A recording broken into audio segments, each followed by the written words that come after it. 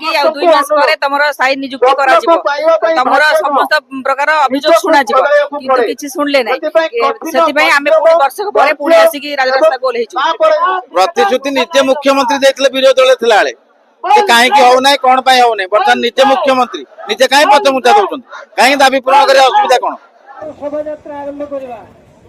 ଆରେ ଖରା ହଉ କି ଯାହା ହଉଛି ହଉ ଆପଣ ମାନେ ଯୋଉ ପର୍ଯ୍ୟନ୍ତ ସତ୍ୟ ପ୍ରଦର୍ଶନ ଦେଖେଇ ନାହାନ୍ତି। ଆମର ସମସ୍ୟା ମୁଁ ଜଗତସିଂହପୁର ଆସିଛି ହେଡକ୍ୱାର୍ଟର ରୁ ନା ନିରୁପମା ସିଂ ମୁଁ ଆଜି ଆନ୍ଦୋଳନ को आउटसोर्सिंग ଆମର ଓଡିଶା आउटसोर्सिंग ସବୁ ବୋଲାଇଛି ଯେ ଆମର ସ୍ଥାୟୀ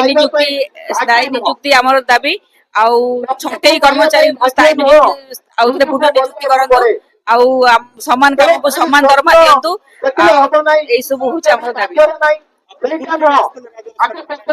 ନାଇଁ ଯେ ଆମେ ବର୍ଷ ତଳେ ଆସିଥିଲୁ ଆମେ କହୁଥିଲେ କି ଆମର ଆମକୁ ସ୍ଥାୟୀ କରାଯାଉ କହିଲେ କି 2 ମାସ ପରେ ତମର ସ୍ଥାୟୀ ନିଯୁକ୍ତି କରାଯିବ ତମର ସମସ୍ତ ପ୍ରକାର ଅଭିଯୋଗ ଶୁଣାଯିବ କିନ୍ତୁ କିଛି ଶୁଣିଲେ ନାହିଁ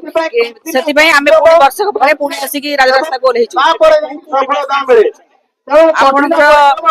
ହସ୍ପିଟାଲ ତହସିଲ ଆଉ ବନ ବିଭାଗର ସବୁ ପ୍ରାୟ ସବୁ ପିଲାମାନେ ଅଛନ୍ତି सर 10,000 11,000 दरमारे से पुणी ठीक से मिलूनी ईएसआई ईपीएफ भी कटुनी ठीक से दौना 10,000 के 9,000 के 11,000 10,000 एमती करके दौरान ठीक से दरमा भी पाई पारुनु सर आम एत अवहेलित अवस्था अच्छु सरकार आम कथा शुणु आम ये अनुरोध करुच्ची कि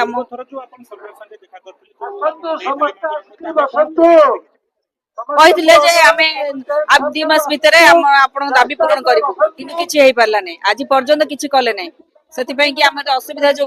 बाध्य आम आसी राजरास्ता को ओह्लैचु। गतकाली आंदोलन करा जायतिला हमको मुख्यमंत्री तरफ कि ऑफिस कौन डाकरा आसला ना आज आंदोलन द्वितीय दिन में तेणु आज सब ऑफिस बंद रही मेडिकल भी बंद रही जदि न शुणे आज हमको न डाकिकी आलोचना न कर प्रतिश्रुति पालन न करती पूरा सब ऑफिस आउटसोर्सिंग कर्मचारी कहीं काम करेंगे ना जदि आम पेट पड़ी जाऊँ आम आगु नोटिस दौचु सरकार को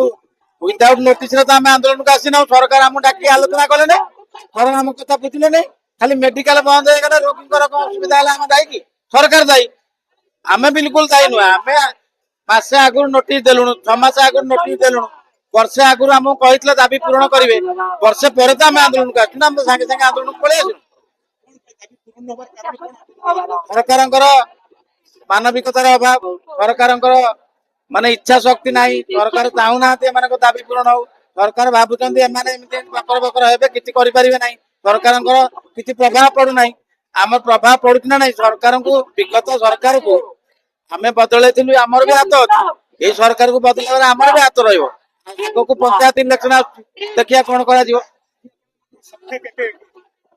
आपण मान देखो काली तो 20,000 ऊर्ध्व थे आज तो ये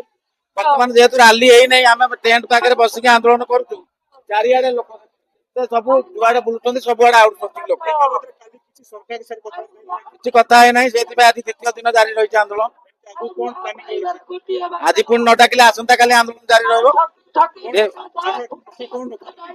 रपर्यंत आम आंदोलन जेपर्यंत दाबी पूरण न होती से पर्यंत आम आंदोलन चलो एथर आउ छाड़बूनी सरकार प्रतिश्रुति निजे मुख्यमंत्री देते विरोधी दल थिला बेले कहीं होना कौन होना बर्तमान निजे मुख्यमंत्री निजे कहीं पछमुचा दौरान कहीं दाबी पूरण कर असुविधा कौन 3टा दाबी पर कहली प्रथम दाबी हूँ जो मैंने छटई होती पुनः निजुक्ति दि जाऊ एवं छटई बंद करा जाऊ द्वितीय दाबी हूँ डेली वेजेस आउटसोर्सिंग 2 प्रकार व्यवस्था न करी गोटे प्रकार व्यवस्था करा जाऊ तृतीय प्रमुख दाबी हूँ समस्त को स्थायी करा जाऊ।